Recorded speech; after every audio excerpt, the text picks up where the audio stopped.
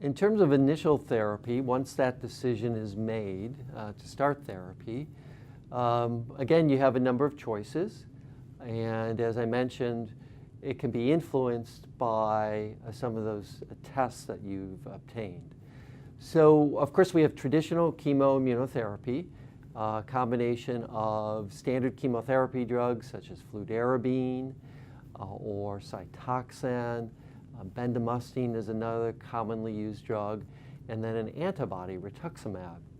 So we use those in combination because they're better than using the single agents by themselves. And so a very common regimen is the so-called FCR regimen. Large experience with this both in the U.S. and internationally, and so we have very good data about what to expect. So with chemoimmunotherapy like FCR, you go into the clinic, usually for several days a week. You repeat that every month for about 6 months, and it's given intravenously. So it's not pills that you take, but it is given just over a defined period of time. So everything is done with FCR, for example, in 6 months, and then one assesses response.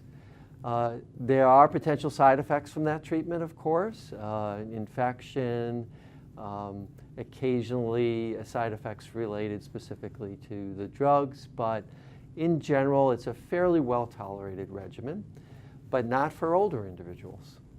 So one has to take into consideration age and what we call fitness. In other words, do you have other medical conditions that may make it more difficult for you to tolerate that therapy?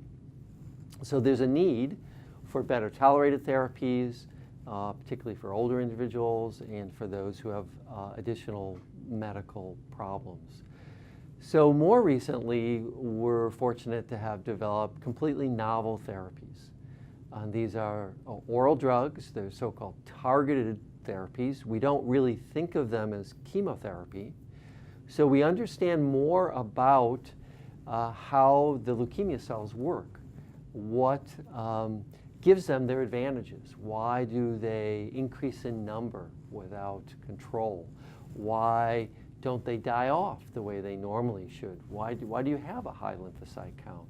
Why is the bone marrow being crowded out and you're developing anemia? Or why are your lymph nodes growing in size? So we understand what's happening within those cancer cells, and because of that, we've been able to develop drugs to target some of those control mechanisms. So they target specific proteins in these pathways, and they basically reset the clock. So they take away the advantages that those cells have. And so they don't proliferate, they don't divide and increase in number as readily, and they die off the way they normally should.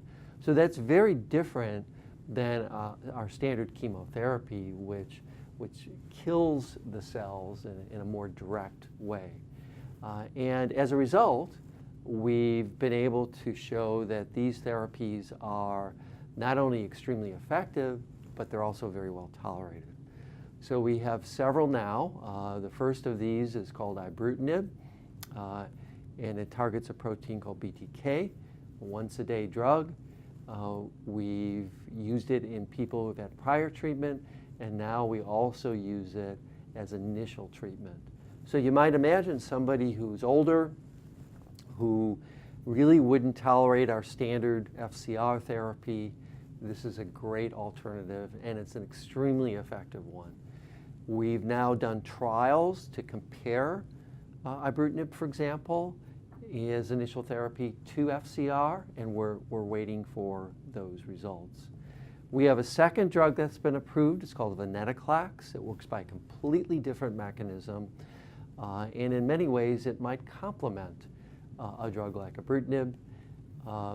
This drug is approved for patients, some patients who've had prior treatment, and now we're studying it in combination as part of initial treatment. So I think we're really in a new era of managing CLL because we finally have easy to take, well tolerated, and extremely effective drugs that I think are going to replace standard chemotherapy.